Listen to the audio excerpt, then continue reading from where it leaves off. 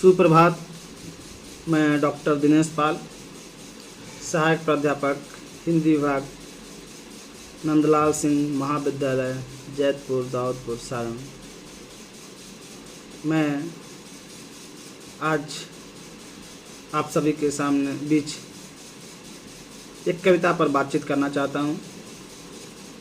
एक ऐसी कविता जो बीए पार्ट 1 के सब्सिडरी विषय हिंदी, जो हिंदी रचना है, उसमें शामिल किया गया है। इस कविता को बहुत सारे विद्यार्थी पूर्व की कक्षाओं में पढ़ चुके होंगे। बहुत सारे विद्यार्थियों के जुबान पे यह कविता भ्रमण करती होगी, घूमती होगी, याद जहन में याद होगी। एक जैसे होता है, कुछ कविताएं हमें याद होती हैं, सुनते हैं वो गुनगुनाने लगते हैं। कुछ उसी प्रकार की एक छोटी सी कविता है जो आसानी से विद्यार्थियों को याद हो जाती है। तो इस कविता से कई बार विद्यार्थी पहले भी परिचित हो चुके होंगे। यह कविता पूरी तरह से राष्ट्रीय चेतना की कविता है, जिसमें एक समर्पण का भाव है, वह भी समर्पण देश के वीर जवानों के प्रति।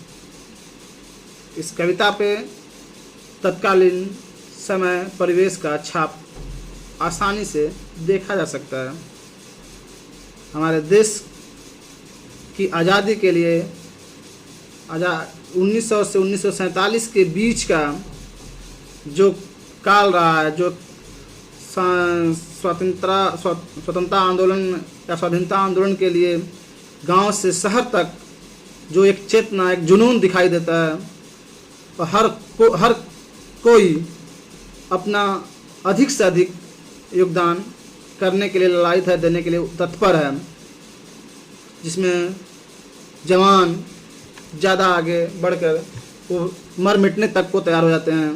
तो उसी में एक मानव तो नहीं, पर एक जीव या एक कहें प्रकृति का भी अपना योगदान रहता है। और हर प्रकृति की भी इच्छा होती है, प्रकृति के अंग की, यानी उस इच्छा होती है कि हम भी इस आंदोलन में कुछ योगदान कर सकें, जैसा भी हो जाए। तो उसी भाव से लबरेज एक कविता है, पुष्प की अभिलाषा। जी हाँ, जहाँ मुझे पता है आप इस कविता से परिचित हैं। पुष्प की अभिलाषा यह कविता माखनलाल चतुर्वेदी द्वारा रचित है। माखनलाल चतुर्वेदी, जिन्हें कि एक भारतीय आत्मा कहा जाता है। ये कविताओं में राष्ट्रीय चेतना, क्या कहना, कितना भाव और ऊर्जा से भरपूर कविताएं होती हैं। माखनलाल चतुर्वेदी का जन्म मध्य प्रदेश के होशंगाबाद जिला में 1888 ईस्वी को हुआ था। वे हिंदी, संस्कृत, मराठी, गुजराती, बांग्ला, उर्दू कई भाषा के जानकार थे, और यही भाषाई पकड़ उन्हें एक अच्छा पत्रकार बनाने में भी मददगार रही। जैसे पत्रकारिता में आने के साथ साथ उनके अंदर जो राष्ट्र के प्रति समर्पण या राष्ट्रीय चेतना विकसित होती है, उसमें कहीं न कहीं गणेश शंकर विद्यार्थी का भी अहम योगदान है। गणेश शंकर विद्यार्थी जो प्रताप पत्रिका के बहुत दिन तक संपादक रहे हैं। गणेश शंकर विद्यार्थी से मिलने के बाद, उनका संग मिलने के बाद, उनके सानिध्य मिलने के बाद माखनलाल चतुर्वेदी में राष्ट्रवादी चेतना और उभर कर सामने आता है। माखनलाल चतुर्वेदी कर्मवीर पत्रिका के संपादक रहे हैं लंबे समय तक। शुरुआत भी शायद वही किए, संभवतः वही किए थे। प्रभा प्रताप पत्रिका के भी संपादक रहे माखनलाल चतुर्वेदी। उनको हिम तरंगिनी काव्य संग्रह पे साहित्य अकादमी पुरस्कार भी मिला। संभवतः पहला साहित्य अकादमी पुरस्कार ही उन्हें मिला है। सबसे पहले जब शुरुआत हुई तो पहले पुरस्कार पाने वाले हम माखनलाल चतुर्वेदी ही हुए। उसके साथ कई और भी काव्य संग्रह उनका, हिम के अट्टनी युग चरण समर्पण वेणु लोक मुझे धरा बिजुरी काजल आंजरी साहित्य देवता निबंध है उनका। तो इन सब रचनाएँ हैं जो कि इनकी रचनाएँ खड़ी बोली में हैं। यह द्विवेदी युग और छायावाद युग के जो दौर का जो समय रहता है उसी समय, यानी कह सकते हैं द्विवेदी युग के बाद या द्विवेदी युग के अंतिम चरण में लगभग वो इनकी कविताएं आना शुरू आती हैं। उसी साथ इनके समकालीन कवियों में छायावादी कवि को भी हम देख सकते हैं, और सुभद्रा कुमारी चौहान और माखनलाल चतुर्वेदी की कविताएं एक ही चेतना की प्रतीत होती हैं। समय भी वही है, परिवेश भी वही है, काल समय और परिवेश का तो असर दिखेगा ही कविता पर। तो आते हैं हम उनकी छोटी कविता पर, बड़ी बात बड़े संदेश के साथ जो है उस पर, पुष्प की अभिलाषा।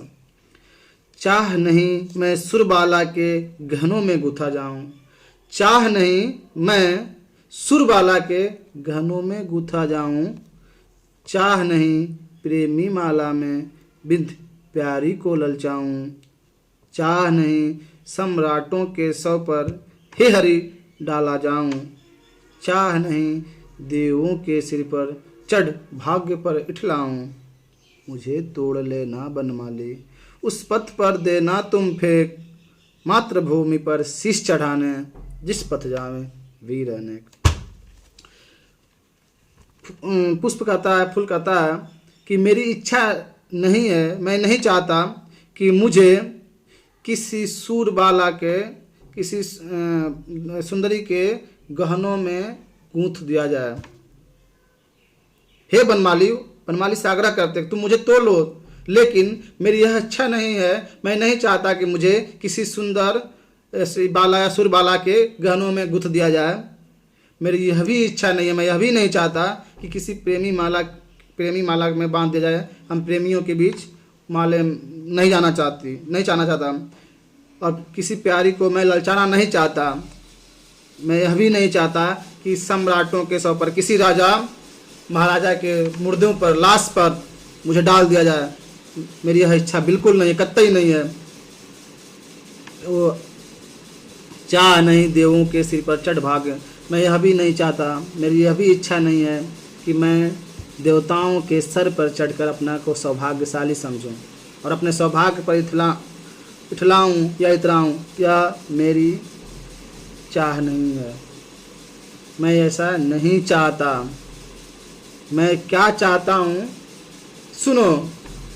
वह पुष्प कहता है बनमाली से कि मुझे तोड़ लेना बनमाली, मुझे तोड़ लो बनमाली, बगीचे से तोड़ लो, उस पथ पर देना तुम फेंक, और तुम कहीं माले में या किसी देवता के देवालय में या किसी राजा के मुर्दा पे, लाश पे फेंकने के बजाय तुम उस पथ पर फेंक देना जिस पथ पर मातृभूमि पर शीश चढ़ाने, जिस पथ जावे वीर अनेक।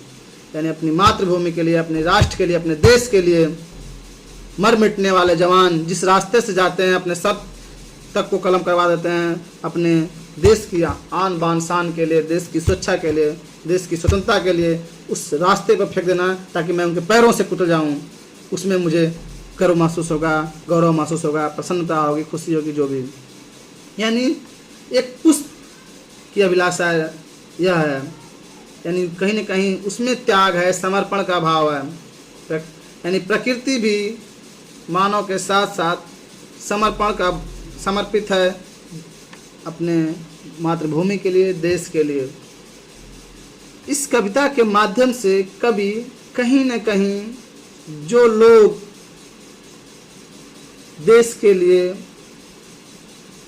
अपनी मातृभूमि के लिए लड़ रहे हैं, सेवा दे रहे हैं, उनका हौसला अफजाई करना, उनका उत्साहवर्धन करना, उनका सम्मान बढ़ाना, उनका मान बढ़ाना, उनमें ऊर्जा भरने का काम करती है कविता।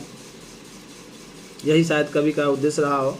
साथ ही जो लोग राष्ट्रीय चेतना, राष्ट्रीय आंदोलन से विमुख थे, या जो देश से प्रति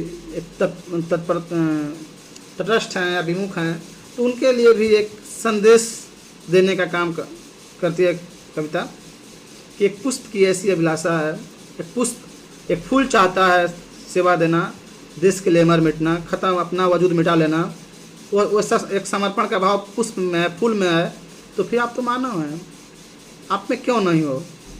यानी हे मानव, हे जवानों, आप भी देश के लिए कुछ करिए, समर्पित होइए। और आप भी अगर कुछ नहीं भी करते हैं तो कम से कम हौसला अफजाई करिए, जो कर रहे हैं उनको साहस बढ़ाइए, उनका साहस बढ़ाइए। यानी यह कविता राष्ट्रीय चेतना से ओतप्रोत तो है ही, समर्पण के साथ साथ आह्वान की भी कविता है। आप इसमें समर्पण आह्वान दोनों देख सकते हैं, मातृभूमि के लिए, देश के लिए, राष्ट्र के लिए। तो यह बहुत ही साहसिक, ऊर्जावान और प्रेरणादायी कविता है, जो छोटी तो है, खड़ी बोली हिंदी में लिखी गई छोटी कविता तो है, लेकिन संदेश बहुत बड़ा है। और यह कविता इतना लयात्मक है कि हर विद्यार्थी के जुबान पर बैठ जाती, यानी जेहन में सदा लंबे समय तक याद रहती है। धन्यवाद।